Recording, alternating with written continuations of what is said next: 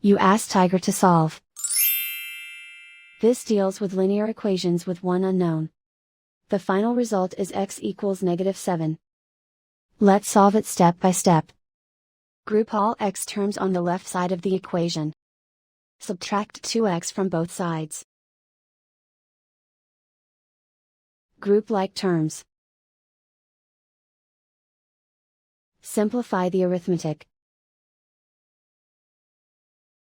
Group like terms. Simplify the arithmetic. Group all constants on the right side of the equation. Add 3 to both sides. Simplify the arithmetic.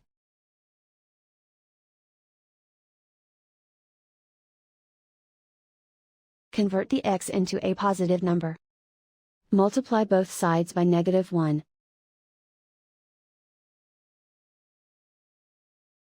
Remove the ones. Simplify the arithmetic. And so the final result is x equals -7.